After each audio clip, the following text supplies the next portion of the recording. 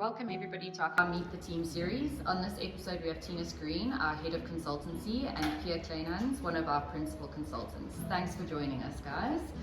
So to get started, please can you tell us a bit about both of your career journeys within the security consultancy team at MWR?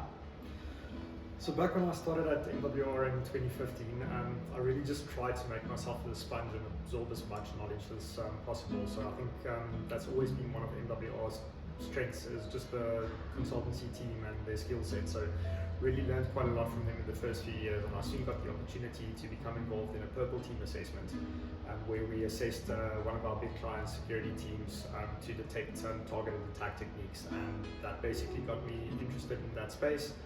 And soon afterwards I also discovered I had a bit of a knack for creating phishing campaigns and those targeted phishing payloads, and that got me involved in our red team service. And that's basically been my key focus for the last couple of years, where I eventually took up the service lead for our red team space, and my main focus has been on just ensuring that we continually develop and push that skill set to remain at the forefront of delivering those types of targeted attack simulations for our clients. For me, I started directly after university as a wide-eyed consultant. I remember looking at all of the cool stuff that our seniors and our principal consultants were doing, having a little bit of imposter syndrome and not knowing whether I was actually cut out for this. But as you move along the journey, things start to get a lot better. My main focus was on web application testing. I really enjoyed testing those applications, and specifically the ones that were quite weird and wonderful, such as actually testing the applications on ATM devices or fingerprint readers. And from there I took over the application service for MWR and helped build out the team to make that service better. From there I moved across to network security as well, and I think it was there where I found a passion to really work with our clients and make their security better, which then led me on a path where I created our new tabletop service, where we really try to make it a bit more of a technical exercise, more real life, and really focus on showing the client whether they are improving and areas where they still might have some gaps in it. And from there, just basically got involved in everything consultancy and anywhere where there's a problem, trying to help and solve, and that has been my journey thus far. Amazing. And Tinus, you recently took up the Head of Consultancy position. Congratulations on that. What are your key objectives for the team for 2023? So there are 4 objectives that we created for the team this year. And I think the first objective is to make sure that we remain a research-led organization. The fact of the matter is that the cybersecurity field is ever-changing, and it's not just enough to know what you know today. The fact of the matter is you need to be continuously upskilling to just stay current with what's out there and to help us to provide the best possible advice to our clients. The second objective that ties into that first one is pushing the boundaries of cybersec. Again, research is really important to remain current, but the fact of the matter is there are some unknown questions that we don't even know the answers for, and we are trying to uncover those so that we can help our clients to be prepared for things out there that might be cybersecurity issues moving forward. Our third objective that we have for the team is to make sure that we are tangibly improving the security of our clients.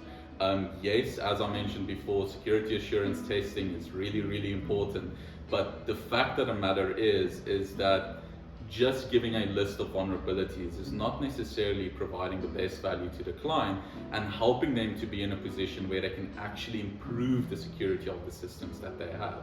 So there's a massive drive in our service innovation space to make sure how we are providing our findings and what we provide in our findings is the best possible thing to help the client to actually improve their overall security posture as an organization. And our fourth objective, which is a really important one, is to create a sustainable consultancy model. Consultancy moves quite fast, it's very fast paced, and things like burnout, imposter syndrome are real issues that can be faced by consultants.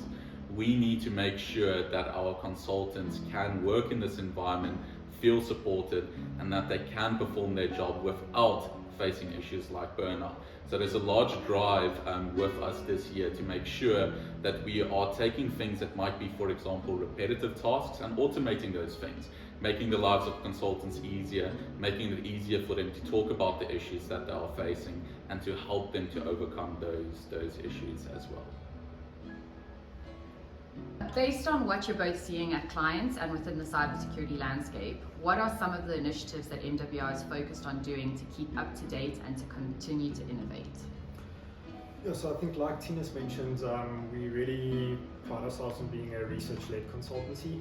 So this year we've put a strong focus on sort of picking up that research, and across the consultancy team we've put together 34 research proposals, and we've really focused them on our clients' needs to make sure they align with that, and that we do research that's relevant for some of the problems our clients are facing, but also research projects that just continues to push the boundary in cybersecurity as well.